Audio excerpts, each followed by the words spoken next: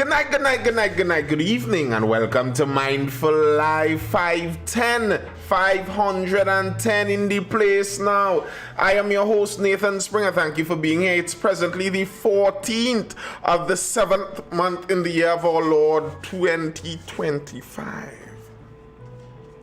2025 years running in the current era.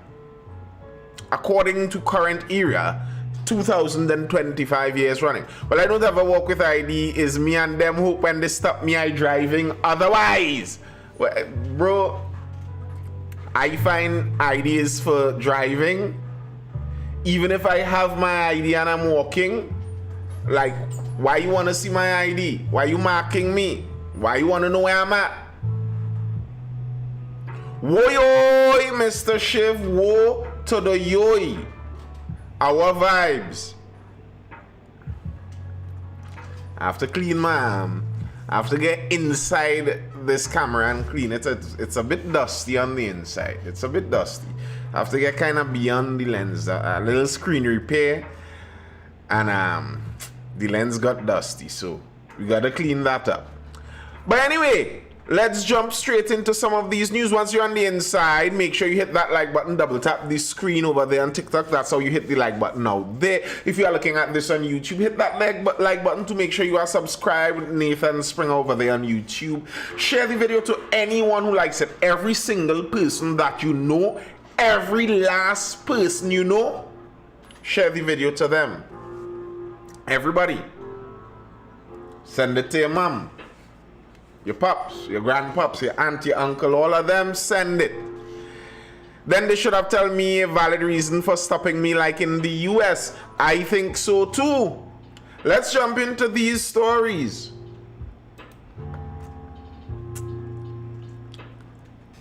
We're starting with crime.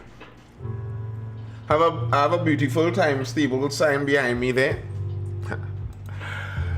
Belmont bloodbath. 3 killed.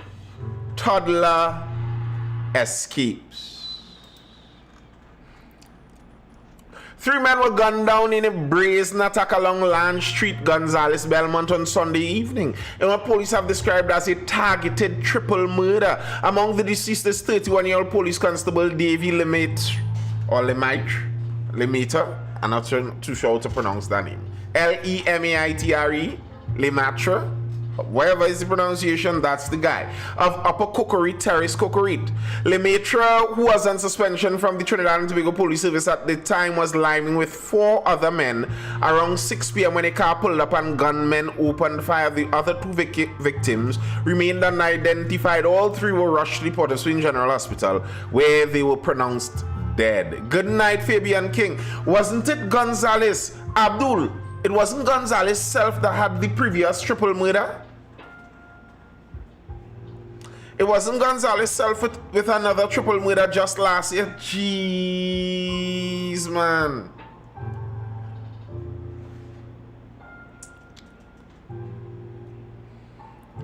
Jeez, man.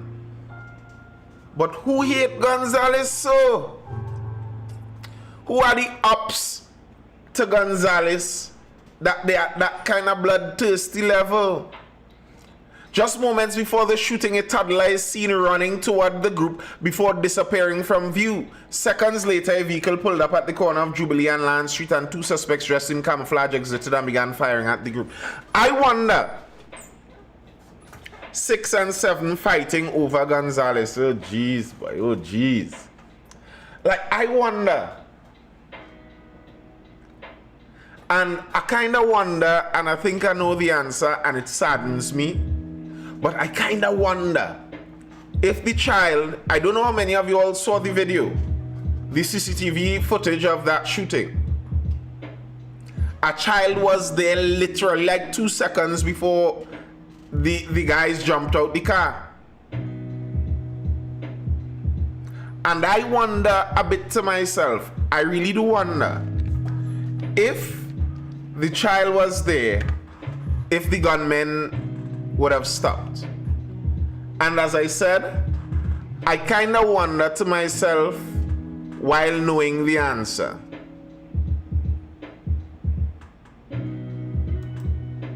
I kind of wonder to myself while knowing the answer.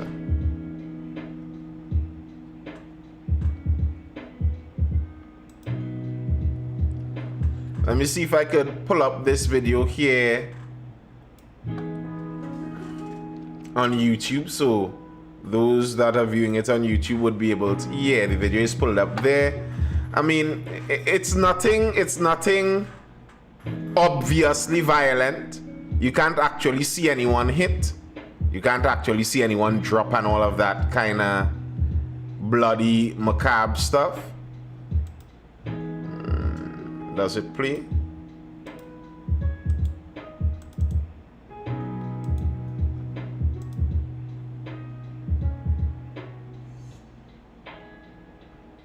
Yeah, it's playing there.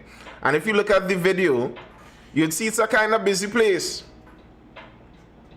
Nathan, that Lyman spot claimed plenty bodies over the years. Well, here's the thing to me, Abdul. Here's the thing I wonder, and it's playing for those of you that are viewing on YouTube. Good night, Paul Duncan. I regularly wonder this, because I think living in certain communities over time, I think if you're looking at the video there on YouTube, the child walks into the shot. The child walks into the middle of the group that is liming. It looks like the child is talking to someone in the group. The child looking like something like 6-7 years, somewhere around there, a young child. And then the child runs off. I don't know. An angel whispered in the child's ears. The child runs off. As soon as the child runs off, the gunmen arrive. Insane. And I'm wondering to myself, as I said, if they would have still done it, if they saw the child there. And sadly, I think yes. I think yes. But yeah, I'm thinking to myself regularly, if you're living in some of these communities, like, let's be honest, we know where the block is. You know where the block is in your community. And I'm not trying to pretend I am holier than thou or something like that. I understand. Many people pass through, take a little jib on the block, say hello to somebody on the block, line for 2 minutes on the block, and it's not necessarily that they are block dwellers. I understand that. I know I live in Trinidad. I know many people who say hi and pass through on the block aren't necessarily the main block dwellers.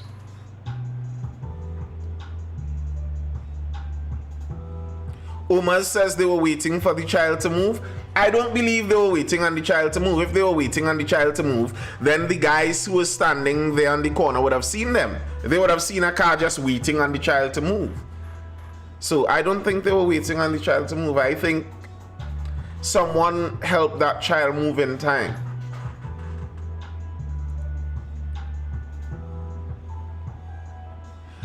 Yeah. A stone's throw away is where the other multiple shooting happened in the schoolyard. Jeez, man, that spot is on fire. And as I said, I don't understand it though. Like, to me, if I was born into Belmont or Gonzales or something, I'm living there, I know this place hot. Unless I'm making money liming out on the block, I could never be out on the block. Why would I be out on the block in one of these dangerous places? Like, these places aren't liming places, bro. These guys are very serious about what they're doing. They're not playing. When they talk about shoot and drive past and bullet and AR-15 and the 5.56 and the marrow fly and the head push back, they kind of serious when they're talking about that stuff. It's not a game. I don't understand. Why would I even be on that corner? It's beyond me. Couldn't be me. The 3 men that ran in one direction seem like they all got it. And I don't know. I don't know if it was aimed necessarily at the three men or they were the targets of convenience. I would suppose it was a target of convenience. I don't think the other two men who ran the opposite direction were not wanted by the shooters per se. I don't know if all three men were personally wanted by the shooters per se, but you're on the block. Triple murder under a new government, just by the way. And you know, that's part of the problem with governments and politicians when they politicize crime and criminality. Because if you get into power, you're gonna have to face that same thing too. And hopefully, we recognize that solving crime, fighting crime isn't as easy and straightforward as some people would like to hope. It's not just something that magically happens like that, even though some people would like to hope that it does. And that's why it behooves you as a politician, if you're in the opposition, to careful how much you say when you talk about things like crime. Because when you get to that position, are you sure that you are actually going to be able to make that solution happen? Are you sure? The new commissioner, Guevara, murder crime spike after SOE, not unexpected. Listen, it's years I haven't walked the streets of Gonzales. I not going. Sir, I don't blame you. I don't blame you. Like, why would I do it? I could grow up with all of these guys on the block. If you all want to talk to me, let we meet on the savannah. When you see me walking through the city, you see me walking through town, hail me, shoot me a message on Facebook Messenger or on IG chat, we'll chat. But just hail me out and I pull up on the block and pause to talk for 5, 10, 15, 20, 30 hours, not happening. Crime starts in the heart of men. Correct. Very correct. That's true. And how do you change the heart of men? How do you fix that? I don't think there is a political solution to fixing the heart of men, really and truly. Commissioner of Police Alistair Guevara says the mounting murder toll and rising crime spree impacting the country was not unexpected, given that it is happening 3 months after the end of this year's state of emergency. The immediate effect, as the statistics would show, coming out of the state of emergency, there was what persons have termed an upsurge. We see it as a return to normal criminality, the top cop told the Guardian media. The upsurge comes as home invasion reports continue across the country. He says he supports the government's proposed stand your ground legislation. The only way we'll be able to determine if it will help or harm is after it is put into effect, he pointed out. And I support it, the commissioner affirms. I support any legislation that would support members of the public protecting themselves. He is attempting to clear a backlog of FUL applications. He says he's aware of the potential for an increase in applications once the stand your ground law comes into effect. Application does not mean approval, he advised potential FUL applicants. Adjudication means that the persons who deserve a firearm user's license will get a firearm user's license. It's not like everyone can apply and get a gun. Street D Superior says crime is big business. Facts.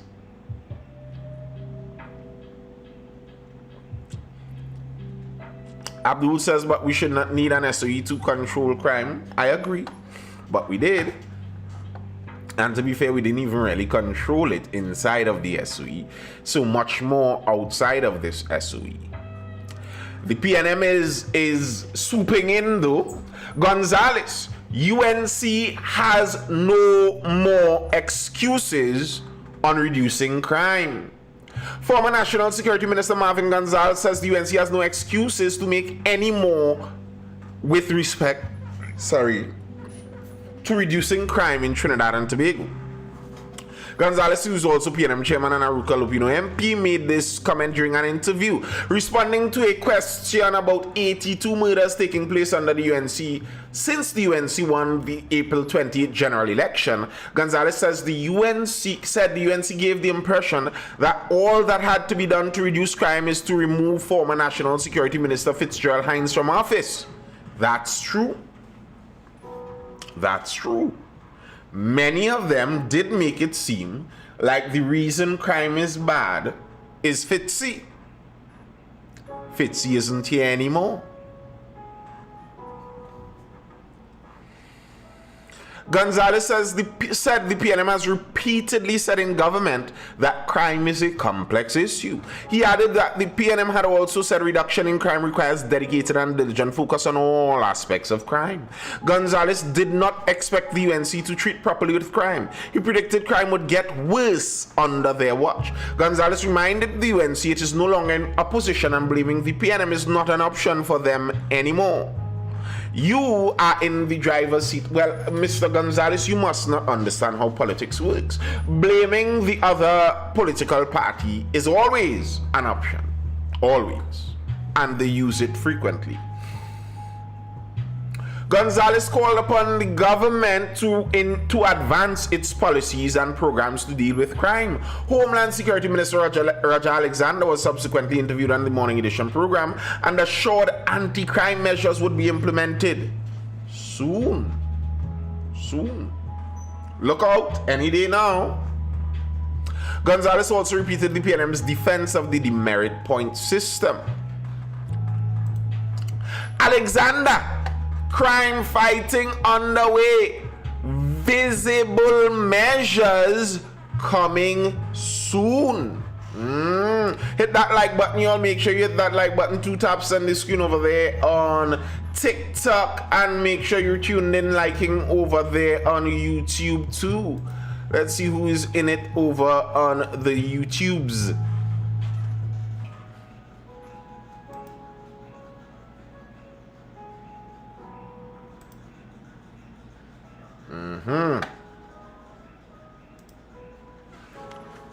All right. Yes, crime fighting on the way. Fear not, people. Speaking on the Morning Edition, Homeland Minister Raja Alexander says the government is actively working on plans to combat rising crime and gang violence in TT, promising that people will soon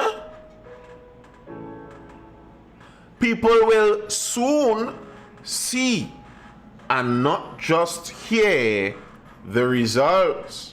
Fireflame says Gonzalez them have no shame, yes. Why would you say that? Because they were in a failed government and now they're talking? You do understand that the same can be said of KPB. Mrs. Prasad Bisasa was in a failed government, came out and bumped Hagam very similarly also. Nathan, our nation's security agencies has spyware they purchased from Israel. They can fix crime. I know about the Pegasus. They blame the UNC 9 years for everything. I don't think so. I don't agree with that. I was here. We were speaking to each other during that time period. The PNM's main escape plan was not just blame UNC. It really was not. That's just the truth. Mr. Hines was quoted as saying, it's not his job to make the population feel safe. That's not blaming the UNC. It's a very foolish thing to say, I think, but it's not blaming the UNC. Statistics show, this is Mr. Alexander speaking, statistics show that at the close of the term, there's an increase in crime. Gang warfare has continued to show its ugly face nationwide, putting people at risk, he said. He urged the public to support the police commissioner, calling on people to give him a fair chance to lead the police service. Alexander was appointed minister earlier this year. He assured people that change is imminent. In the coming weeks, you will see, and not just hear, but see what we are coming with, Alexander said. There are some who may not agree, but then it is done for people to have a better quality of life and a safe and secure environment. Addressing the government's pre-election promise to reduce crime within 6 months, Alexander said the reality of the situation required a major rebuilding effort. I know the population is waiting and wants to see immediate impact, but let me not throw the blame on anybody. What we met was an institution filled with emptiness, lack of vision, and thoughts, he said. So now we have to reconstruct nearly every institution under the national security apparatus. It takes time to do these things. When you think for a moment that you are going to jump into an immediate fight against crime and cause an immediate impact, on arrival, we met emptiness. Here's my problem with that excuse from Alexander. He was an active police under the last administration.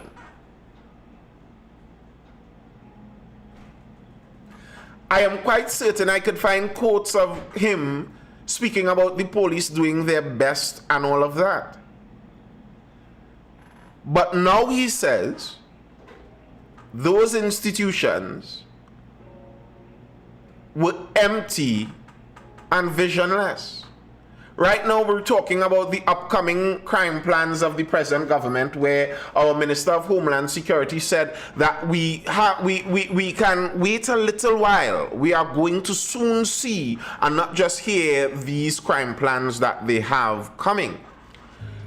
And the problem is that when they got into the governance, it seems, he didn't say they didn't expect it, but there's a tone of him saying, as it were, they didn't expect the level of emptiness they saw in the institutions. There's a lot of rebuilding to do, so they are not yet able to just automatically jump into the crime fighting business. They have some rebuilding to do. And understandable, that is understandable if true. But if you were a senior police officer during the last administration, wouldn't you be fully aware of just how empty and visionless that institution was? Like, sir, are we really supposed to just take this for granted? That this took you by surprise? How empty and visionless these institutions were? While you were working in these institutions for basically the majority of your life? What are we talking about here? I understand, though, that crime fighting plans may take some time to be established.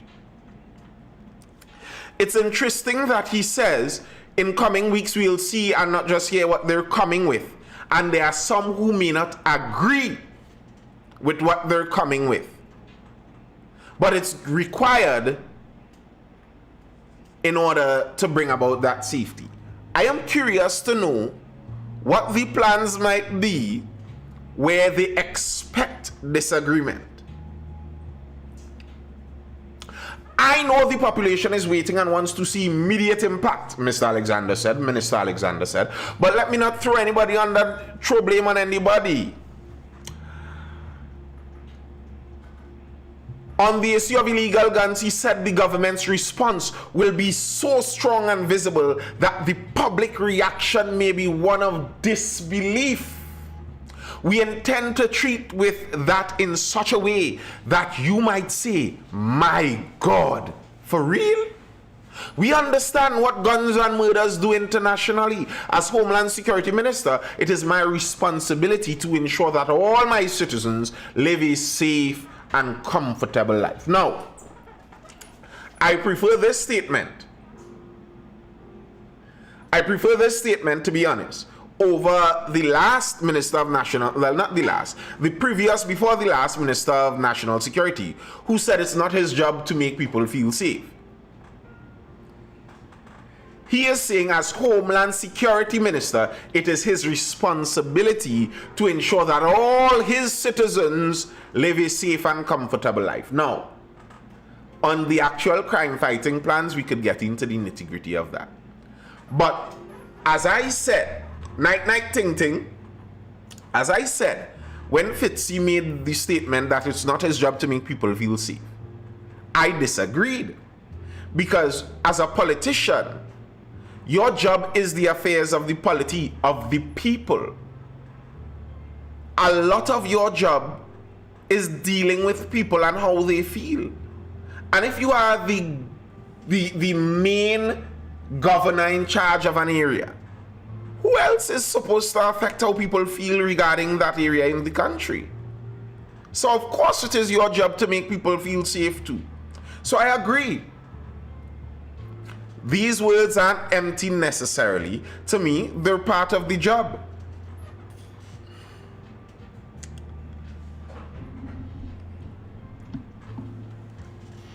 But you have to be careful when you speak big. When you talk big, you have to be careful. He's saying people are going to be stunned and shocked when we see how they deal with the illegal guns. Okay, maybe so. I really do hope that your plan is like that. Because looking over in the United States, you all know I like to macro a little foreign politics every now and now. Not again, regularly I macro some foreign politics. And that's a problem that the administration over in the United States is struggling with. Because they bumped their gums and jumped in talking about a certain Jeff Epstein, and saying that they're going to release everything and all of his client lists and all that he did, and they're going to make sure and do it. And the attorney general went up on the news and said she has the list on her table and she's reviewing it for release. Okay, you all said that. You all said that.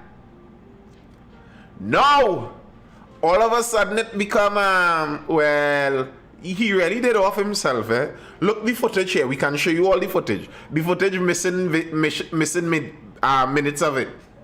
And they send that out. Like, who is doing this? Who is even attempting to do this cover up? It's a horrible job, but they don't care, they're still forcing it through. Maybe he planned to make Ian Allen a police investigator. Remember him and Mr. Allen didn't exactly have a cordial parting of ways, eh? So who knows? But politics makes for some strange bedfellows, so maybe that all will change. He also revealed that a national school security initiative is being rolled out, which will include increased police presence. As we speak, we are rolling out a security network for schools. We will see police vehicles on every junction, highway and byway, and sir, I would appreciate that.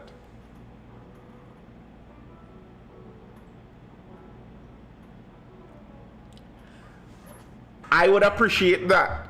I want to see police action. Like if the Indian Prime Minister is here every day. My one caveat is no frivolous tickets, please. When you're on the corner of every junction, highway and byway, your job is not to look for faded indicators. And people with, what they call those? The license plate lights, ID lights. People with ID lights that one might be a little blurry. That's not really what we're looking for you on that junction for, to be fair. Just don't do that now. Don't do that. Make it that the average law-abiding citizen is glad to see you and glad to pass through where you are. The moment you continue with this modus operandi, and they are still doing it, but the modus operandi of frivolous tickets galore that came under the PNM with what seemed to me as a money-making scheme coming out of the police. The moment you do that,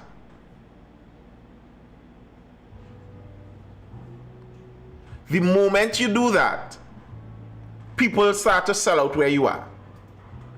Because then it becomes an us against them thing. If it is us, the police, and us law-abiding citizens against the violent criminals and the bandits, then it is us against them. We will help you. But if it's us, the non-police officer citizens, against y'all, the police officer citizens, and y'all want to give us frivolous tickets, then of course we're going to join WhatsApp groups. Of course we're going to always signal every roadblock. And of course there are going to be criminals inside of the groups that take those signals too.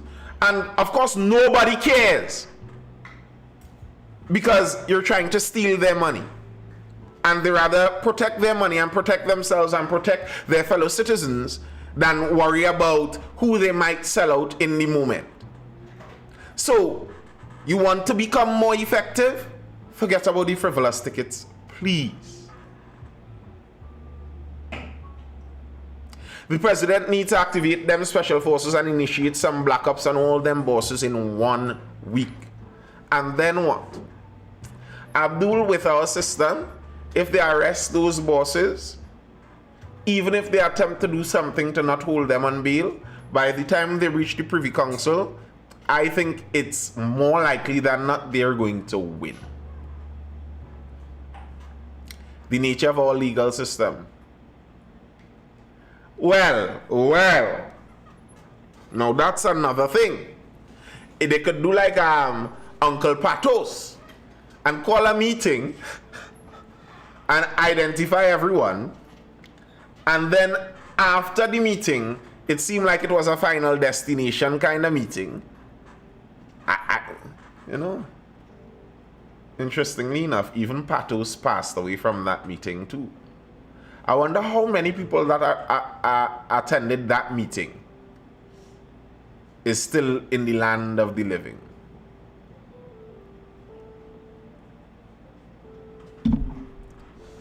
One, oh my goodness, one. I'm sure he going by he mother corn hawks, whoever he know, and getting that month redone weekly, probably bi-weekly, twice per week. He goes on a Sunday and go on a Wednesday to re-up the dose. Because if I was the last man standing,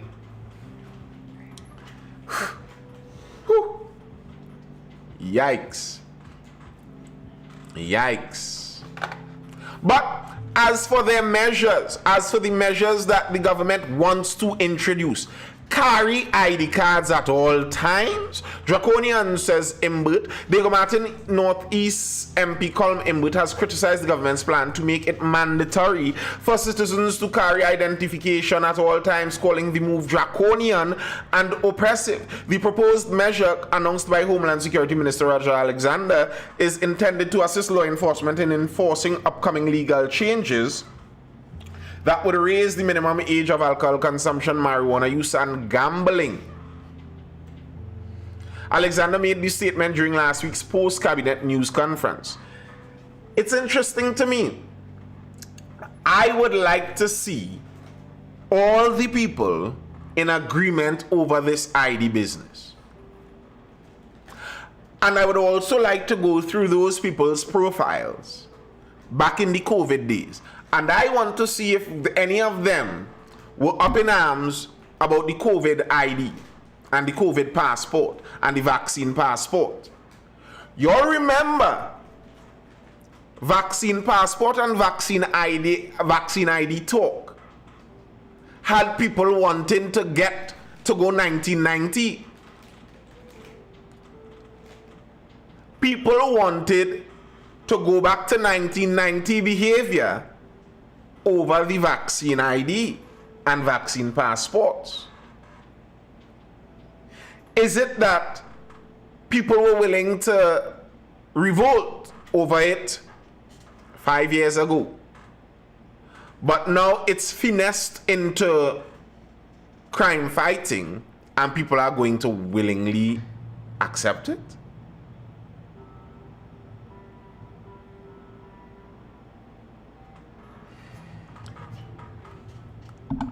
I'm interested to see. I would like to see the people who agree with this.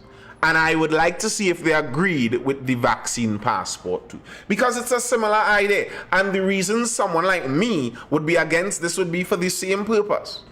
The idea that our police service in Trinidad and Tobago should have the legal right to demand your documents at any time in any place is ridiculous.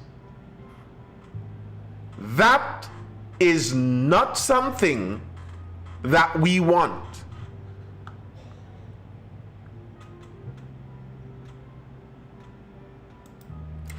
Deputy Commissioner, ID law will make policing easier. Of course it would make policing easier. If all of us were face ID'd and registered under the government under a number, and there were cameras on every corner IDing us everywhere we go, seeing everything we do, that would make policing easier too. Of course. Of course, inhibiting people's privacy and rights would make policing them easier. Of course. That's what makes policing a difficult job. That's why it's supposed to be a difficult job. Policing isn't supposed to be made easy by inhibiting people's freedoms. Listen, if you had to police only slaves, people who are purely slaves, that would have made policing real easy. Hezzy George says, you really think people who are selling vegetation care about any ID when someone go to buy from them? No, they don't. And that's only part of the issue. Yes, part of the issue is that the ID card isn't even really going to stop what they think it's going to stop. But that's what makes me feel like this is an underhanded way to sneak in something that they wanted anyhow. Let's see. I laugh at the thought. But next thing, Mr. Alexander is secretly a WEF member. Is Mr. Alexander a member of the World Economic Forum? I have to ask. Are you Mr. Alexander?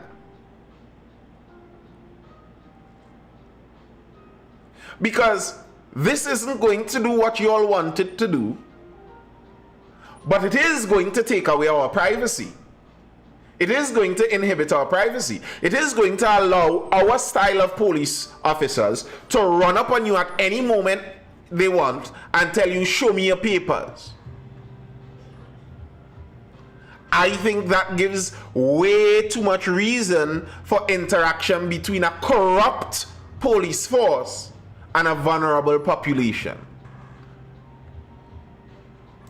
Father, daughter freed after confrontation with police. This is the police service that we, not we, but them, we want to give the right to run up on people and demand papers.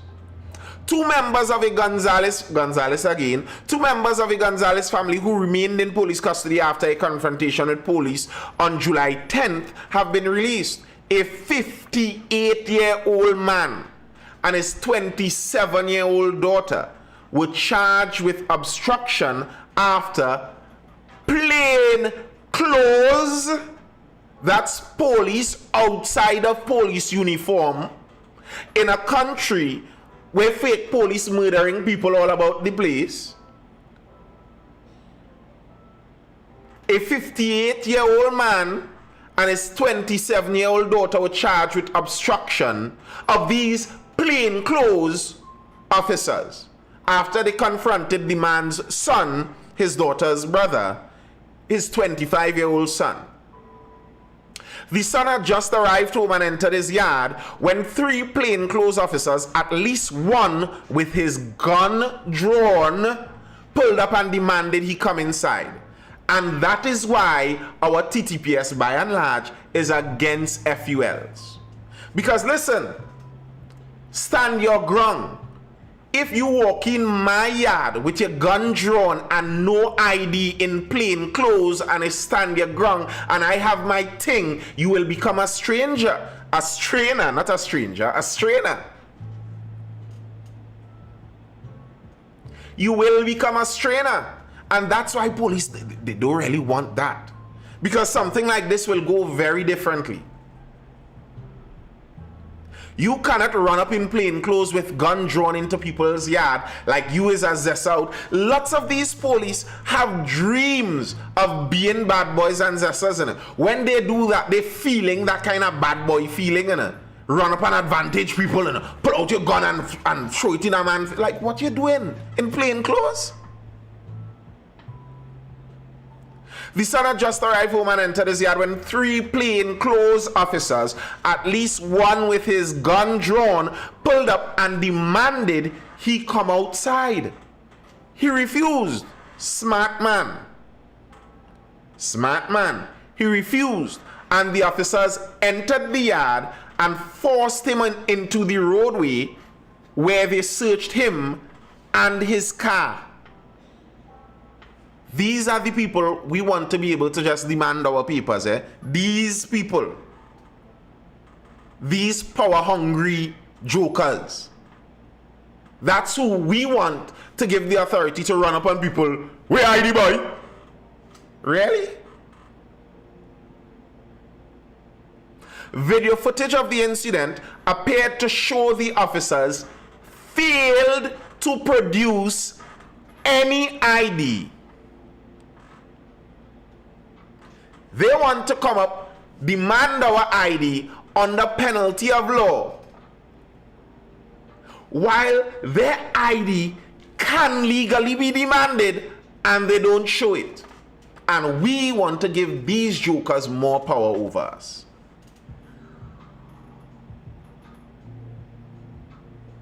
So a park lock car isn't a search warrant required? I believe it is. The 27-year-old woman fell into a drain after she appeared to be pushed by an officer while she was raising concerns over them searching the car without a warrant. These are the people we want to give the authority to demand our papers on a moment's notice. Shoving young women in drains.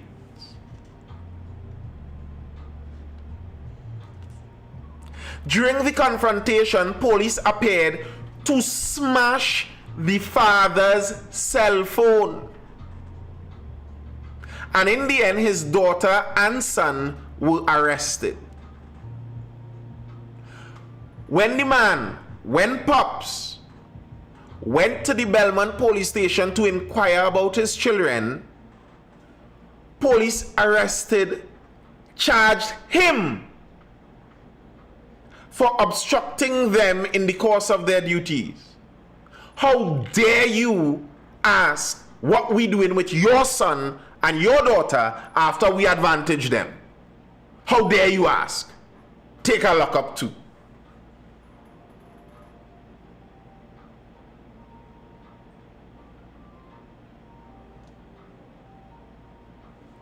The son was released around 11 p.m. on July 10th without charge. So the man they confronted, the original man they went for apparently, they found him with nothing. There were no charges laid. The son was released without charge.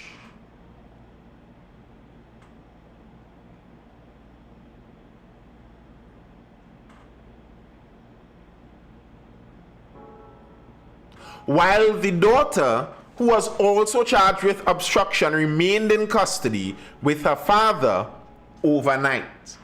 Both were released on July 11th.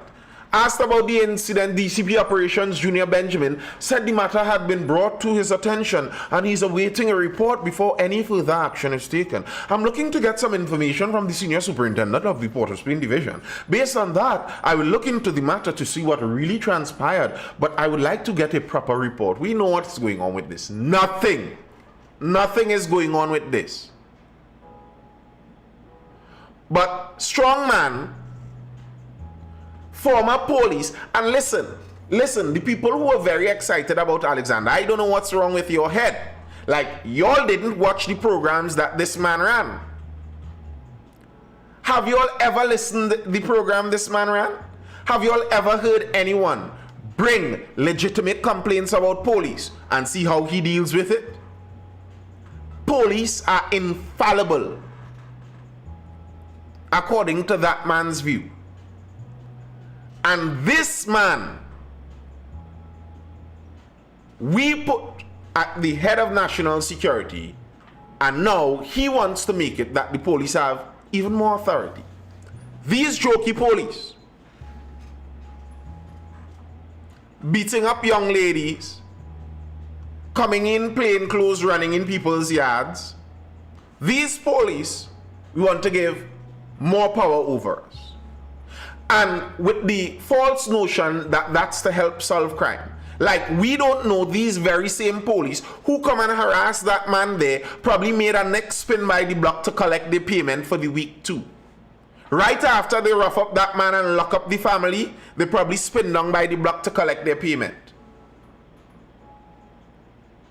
And we think giving those men more power is going to somehow help us. Sure it is.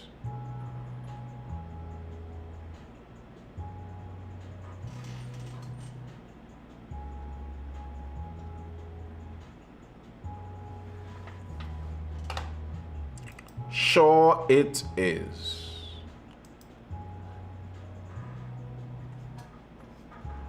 Quite ridiculous, eh? But who's excited for IDs? Yay, IDs. Yay.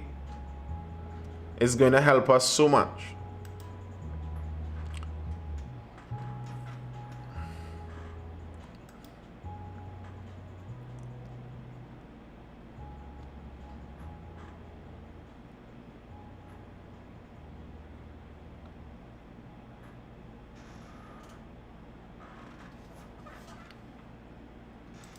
Let's go into this talk about the age itself, though, raising the age itself. The thing itself, raising the age for people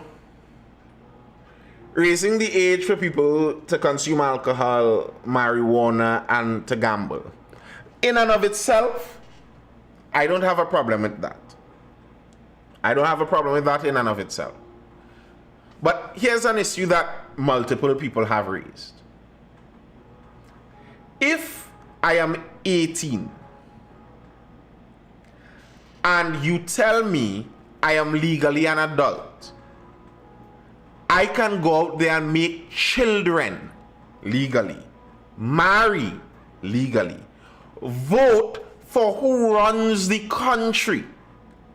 You're telling me I could choose, I have the mental capacity to choose who runs the country, but not the mental capacity to choose what I put into my body?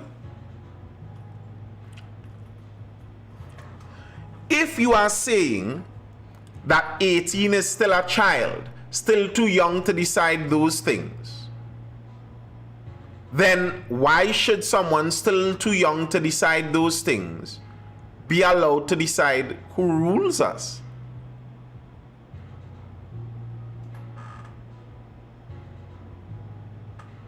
How could we take an 18-year-old, throw them in the military, throw them in the police, wherever they might go,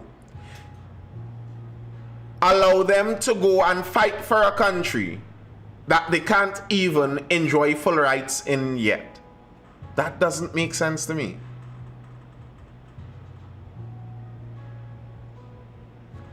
on that first piece, it doesn't make sense.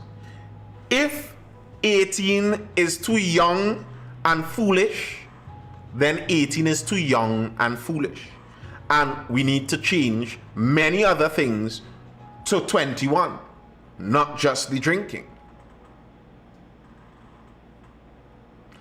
Well, for me, I wouldn't be offended by that. If you tell me you think 18 is pretty young and you want to raise the voting age, I actually don't mind raising the voting age. I have no problem with raising the voting age.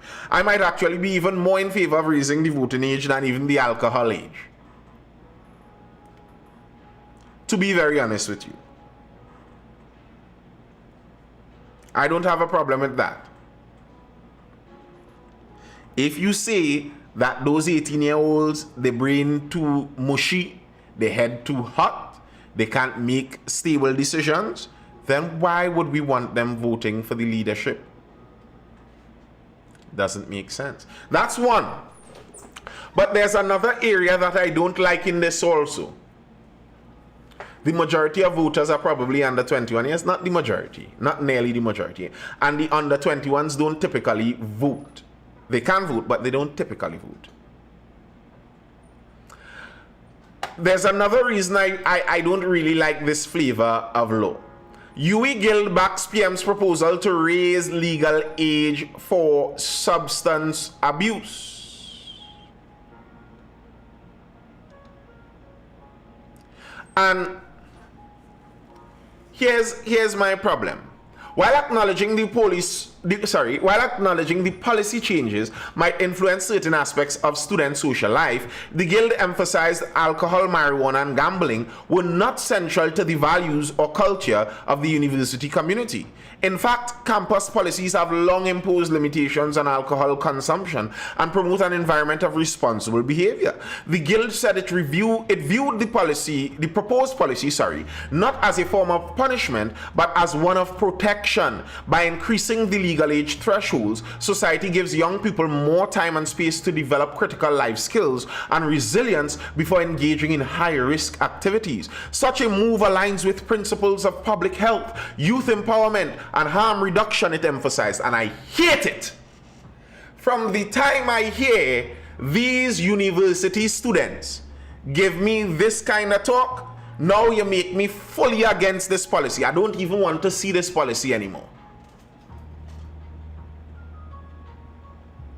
I don't even want to see it anymore. This kind of mummy idea of government. This is the communists. These are the commies.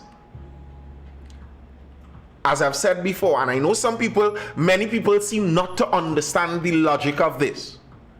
But something as simple as a seatbelt law is not the business and the purview of the government.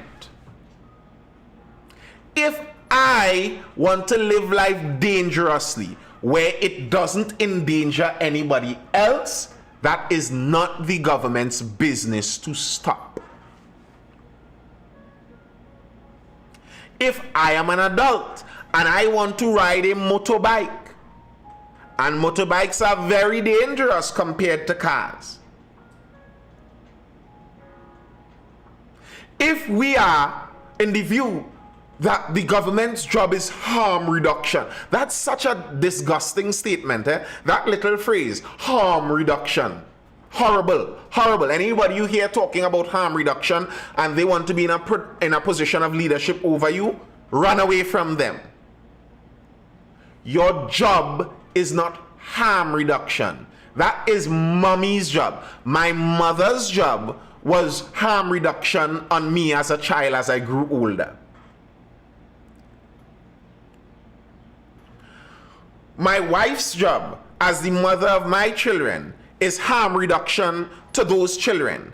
If you want to be a harm reducer, go and become a mother, go and make some children. Do not go into governance for harm reduction. That's not your purview.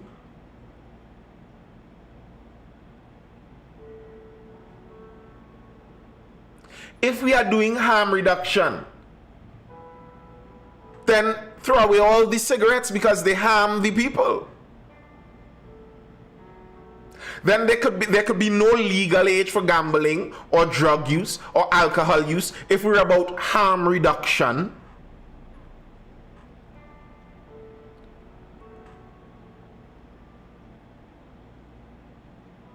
So for me, I have no problem having a discussion as a country about what we think is a good age for people to start engaging in adult activities. Now, I may not be against raising that. I may not.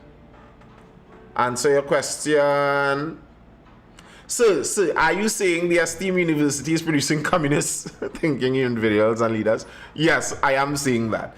That's the specialty of universities these days. Producing inept, incompetent, childish, immature, collectivist, communist-style thinkers.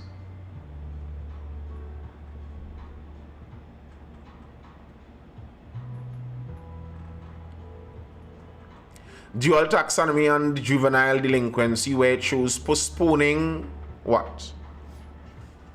I will look at it. Dr. Terry Moffitt. Let's see what Terry Moffitt had to say.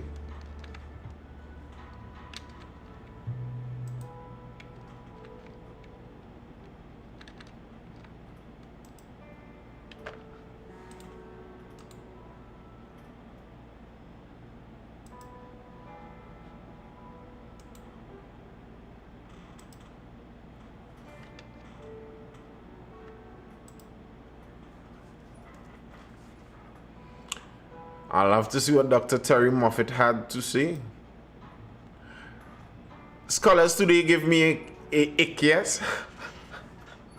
They kind of do to me too. Because there was once upon a time where it seemed like scholarship was very closely and intrinsically linked with the real life of humans, how humans actually live. Now, scholarship is an abstract idea producing exercise in self-flagellation. Nonsense, in other words.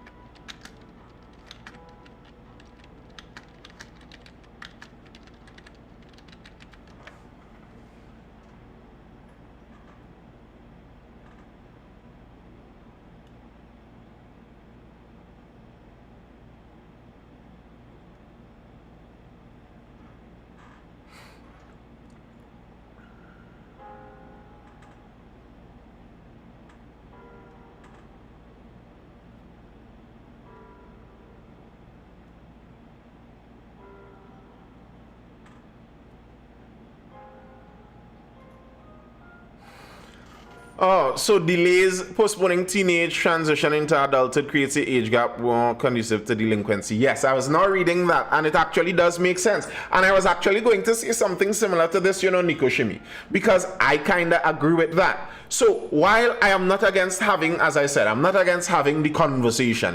We like, in modern times, we like to have the conversation and start the conversation and open the conversation. But I'm not against having the conversation about changing where we see adulthood. But I also think we are elongating childhood for too long in modern times. I think we are postponing adulthood way too long. People are not supposed to be marrying at 31 and having their first child at 33.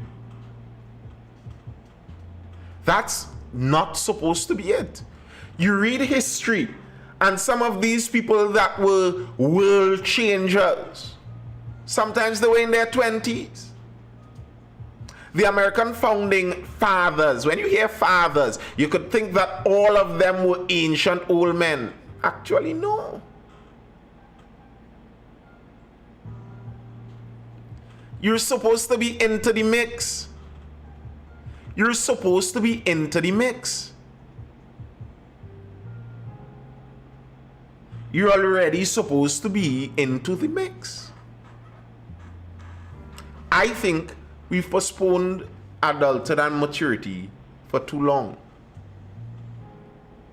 And I think things like this are further cementing that postponing. Because at least looking at how the UE Guild sees a law like this, what they're saying is this law is a necessary furtherance of the protection bubble that we are supposed to create and we have created for children.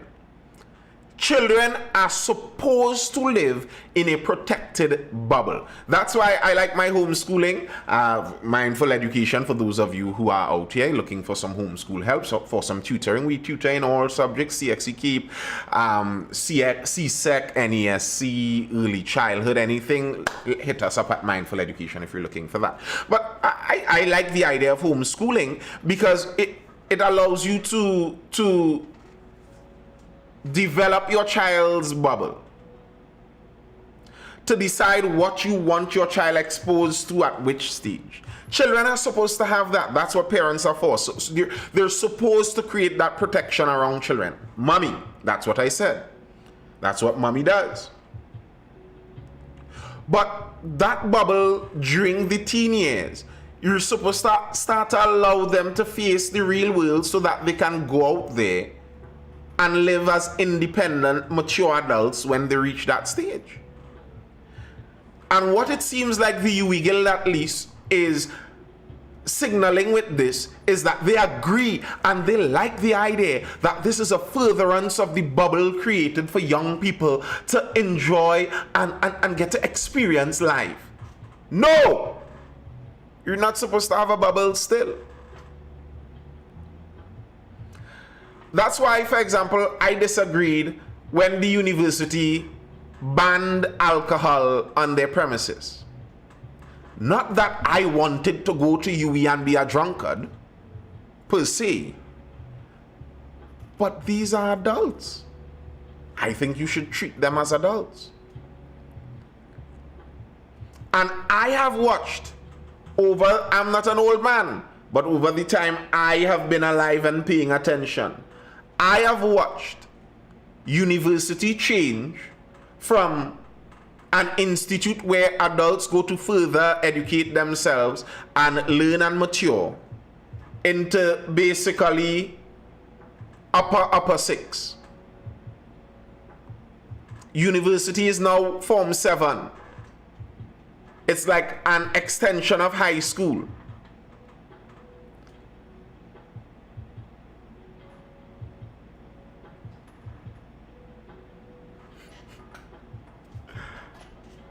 Yeah, they've made it into an extension of high school.